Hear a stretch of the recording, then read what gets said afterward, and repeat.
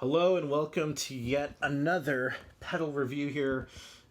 This is my second pedal review, and it's probably for, just as the Palisades is probably one of the most versatile pedals ever. I think the Friedman is one of the best if you just need one distortion box that can pretty much get you anything, and you can only have one, and you want it as simple as possible. That is it. It is never coming off my board. It is always going to stay on my board unless I decide otherwise, but so far it has come in handy way more than I can ever count. The OD is supposed to stand for overdrive here, and it's not a misnomer because you can, theoretically, if you really wanted to, dial back the distortion far enough so that way the distortion is actually not that heavy, in all honesty. But what that requires is that you take the cover off of the pedal. There's a little trim pot in there that you can adjust with a little screwdriver, turn it counterclockwise. You can turn it all the way down, and then it will act like an overdrive. But the way it comes stock is it is very gainy. So I personally went in there, dialed that back down a little bit because it was way too much gain for me. And now I've got what I think is a sweet spot for my uses, and it works incredibly well. So ideally, you could use this as an overdrive, but I would really consider this more as a full-on distortion box. So this is an amp in a box. It really will transform any amplifier you put this into. It will just make it sound good.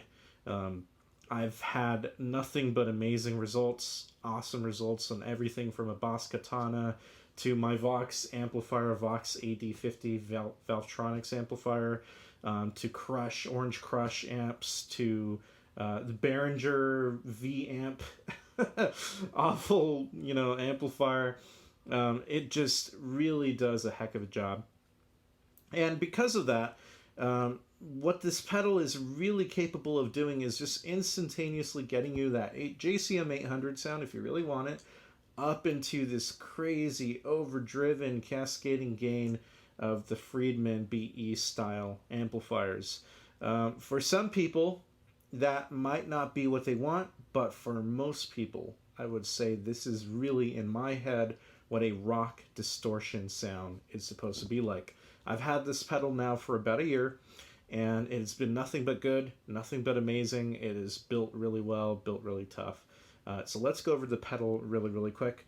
On the screen, you should see a picture of the pedal, and I'll leave it on the screen.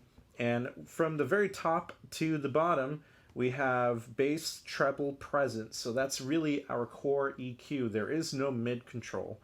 Then we have volume, gain, and then tight. The tight knob, if you turn it all the way clockwise, you get this much less distorted tone, but it's really focused and really brings in, just tightens everything up. When you move that below 12 o'clock to the counterclockwise position, you get a much looser sort of sound, much looser low end. And to me, it kind of gets a little too muddy for my personal taste, but I can see why there might be some people who would want a little bit more of that loose low end kind of sound. The best way I can really recommend to run this pedal is to kind of set the bass pretty much where you think you hear it feel the best. And the tight knob, I usually leave it at 12 o'clock or a little bit past 12 towards 1 o'clock, okay? That I feel is probably the best sort of area to put it. The bass, I usually keep it, depending on the amp, probably around 12 o'clock, anywhere from about 11 o'clock to about 1 o'clock, anywhere in that position.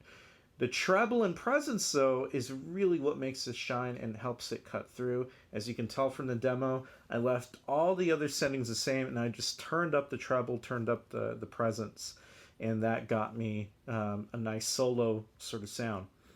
That said, the presence control in this pedal is one of the best that I think I've ever used, because it is just versatile enough and sharp enough where if you, again, really need to cut through in a mix, it is very easy to do. Okay, so let's go really quickly over the equipment that I am using. I'm using a Vox Valvetronics amplifier, as I said. That has a line out going into my Focusrite Scarlett 2i2.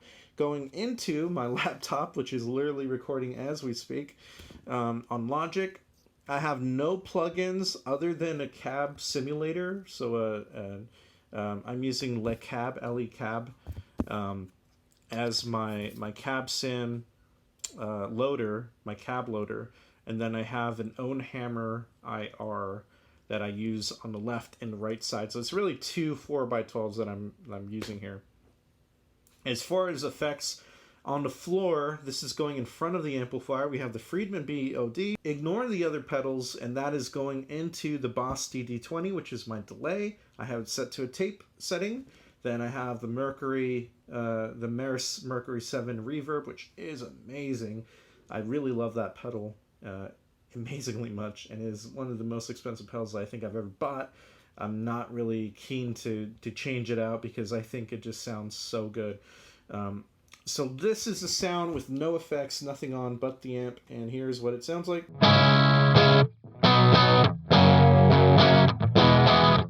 Okay, let's turn on the pedal, no effects.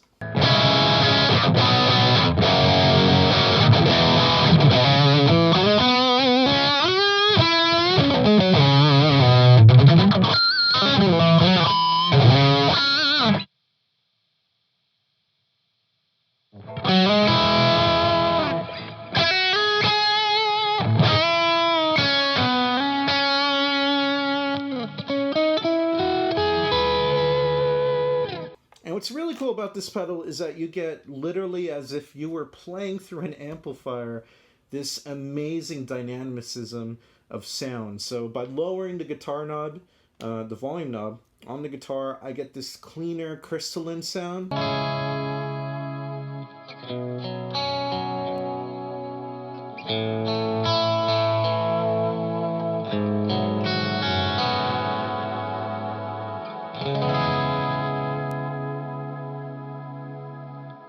Right? And then as I turn that guitar knob up, you can hear just this crazy amount of gain.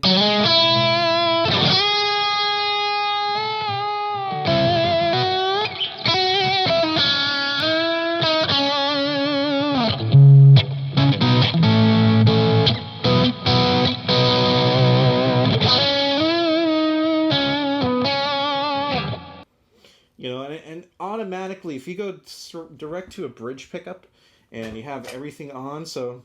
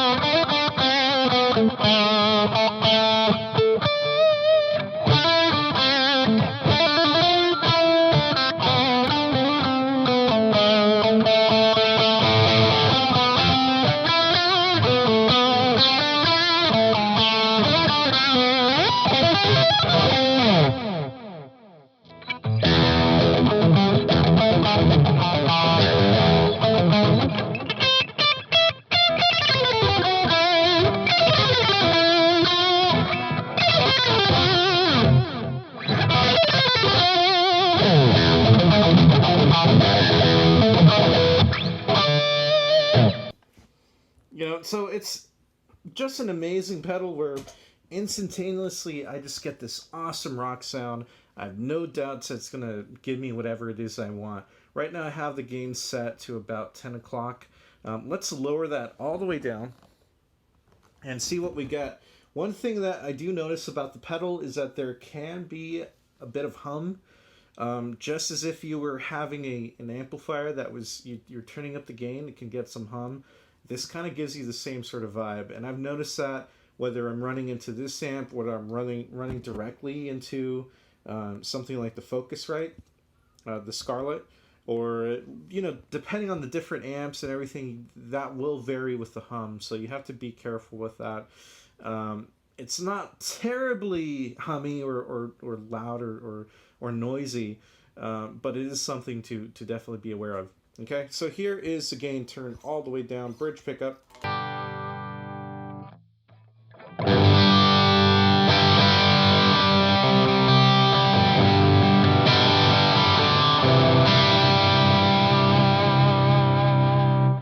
Okay, and the way I see that is really that you're already still getting that distorted, crunchy tone that will work great for, classic rock, classic rock sort of sounds. That will just work great for any sort of classic rock sort of sound. So if I turn down the treble and turn down the presence control a little bit, so I now have the treble at around 11, the presence at around 12, and I get this sort of sound.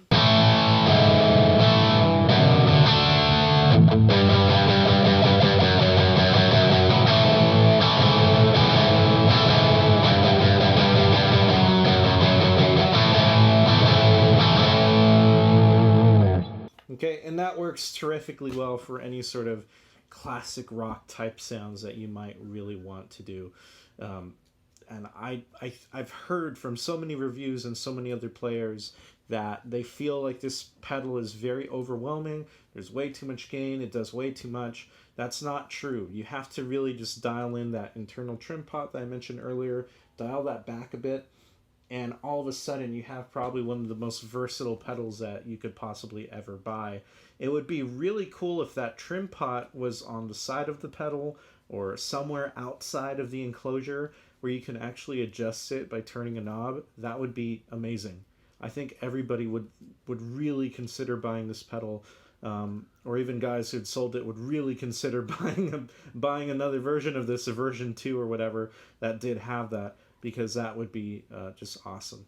So let's turn the gain up again. Let's turn it to about 12 o'clock. In fact, let's turn it to 12 o'clock. See what we got.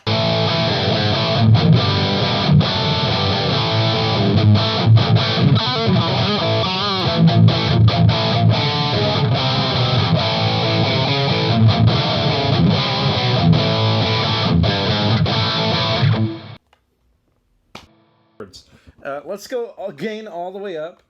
Okay, and this isn't the maximum gain because you can, of course, turn that internal gain pot even more. But what you notice is that as you turn up that gain, number one, you introduce more noise into the signal.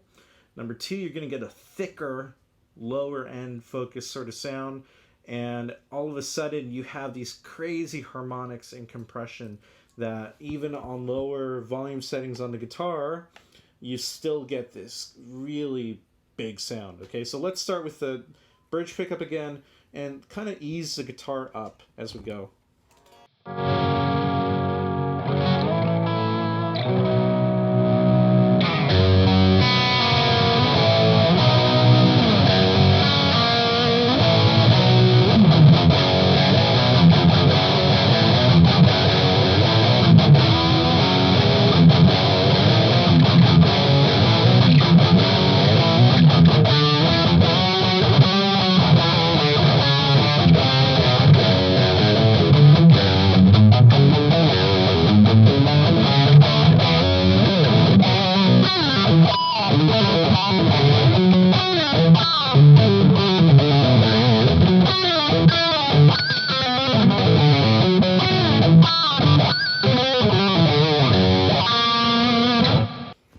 Personally, that is way too much gain for me. I don't really need that much. So now let's go back to the normal gain setting that I usually have it at, about 10, 11 o'clock. And let's mess with the EQ setting. So here is the bass control all the way down.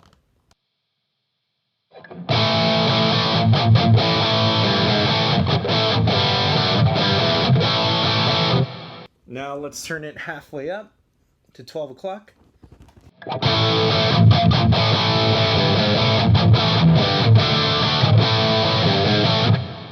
All the way up.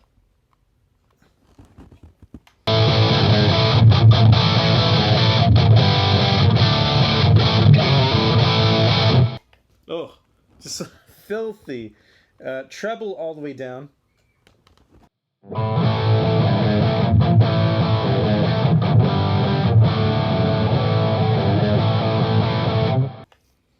treble 12 o'clock.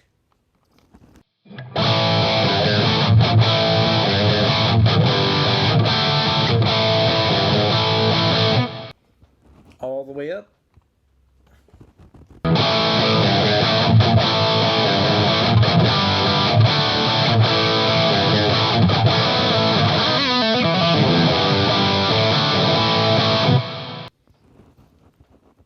And now we're going to do the presence all the way down.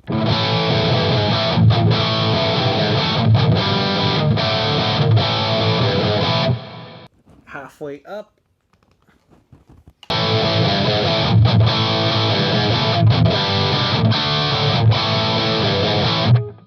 All the way up. I realized I turned off the reverb there.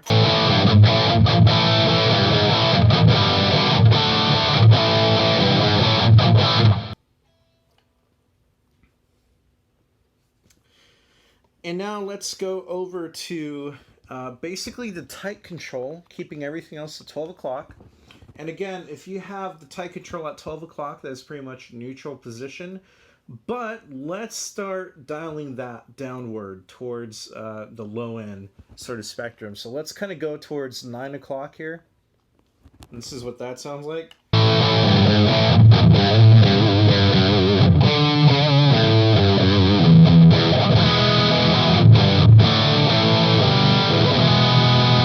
And you can tell very quickly you get that looser bottom end, which for some people might be what they want. Here's 12 o'clock.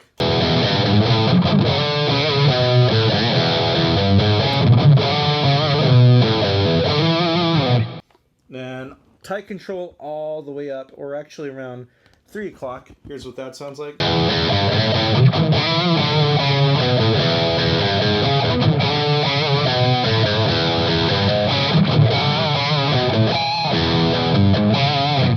Then all the way up.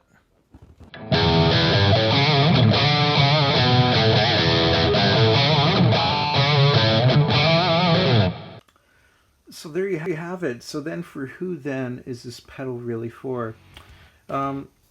Pretty much anybody that requires a really good rock tone and a really good rock sound from any sort of rig, any sort of amplifier, any sort of pedal board. I've had nothing but amazing results. Unfortunately, I couldn't show right now doing an overdrive into the BE-OD, which handles it very, very well. I've used, it works really, really well with pedals, and it reacts just like an amplifier, where it gives you just this sweet, sweet tone. One thing I did forget to mention is that there are two ways to run the pedal. You can actually run it as a 9-volt system, which compresses a little bit and is not as headroomy, and for some people might be better. But I run the pedal on the 18-volt setting, so everything you listen to is on the 18-volt setting. I just think it sounds better. I tried both, and to me, I just like the clarity more and the amp-like response more, so I kept it on 18 volts. So Friedman, to me, knocked it out of the park with this pedal. I know that a lot of people complain that there was no mid control, and that caused a whole bunch of people to be turned off by it, but I think that's very unfortunate when a lot of this pedal is already in that mid forward push kind of deal. It's not really a scooped mid bass. It's really actually kind of a mid humpy pedal. It's just that a lot of people get turned off by it because of the distortion, I think. And, you know, it's again, unfortunate, because if they could actually just unscrew 4 little screws, turn down that internal trim pot, you can get a lot of versatility. The other pedal that people might want to consider is the Dirty Shirley.